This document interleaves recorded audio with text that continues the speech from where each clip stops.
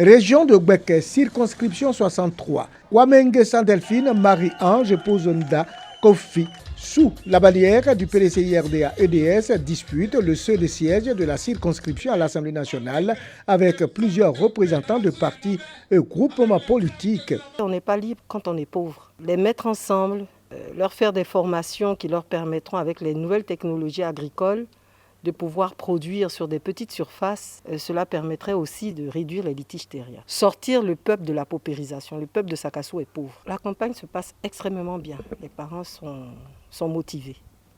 Et ils aimeraient justement qu'on puisse continuer ce qu'on a commencé. Aoutou Kofi Emmanuel du RHDP dit être à l'écoute de la population pour faire prévaloir ses profondes aspirations à l'hémicycle. Me mettre à la disposition de mes parents, être leur porte-parole à l'Assemblée nationale et au-delà du rôle du député, d'être véritablement pour eux un relais de développement, un messager qui pourra donc parler en leur nom, non seulement à l'Assemblée, mais devant les plus hautes autorités de l'État. Tout le préalable, c'est la paix, la cohésion sociale. Sans la paix, le sage a dit, il n'y a pas de développement. Kwame Atogben Patrice part en indépendant pour défendre des réelles convictions. Pour qu'il y ait une réconciliation au niveau des fils et filles du Walebo, pour qu'on s'organise pour être aux côtés de nos parents et pour qu'à l'Assemblée nationale, on élève le débat. Le débat qu'on a eu à suivre certaines fois nous ont un peu déconcertés.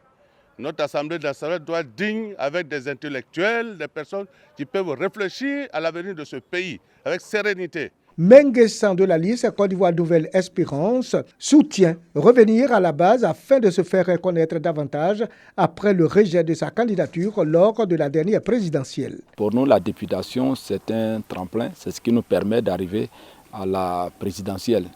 La présidentielle peut apporter un développement beaucoup plus grand à la ville de Sakassou qui, il faut le reconnaître, a accusé un grand retard dans son processus de développement. Il faut poser des actes significatifs, des actes forts qui permettront à la population d'espérer.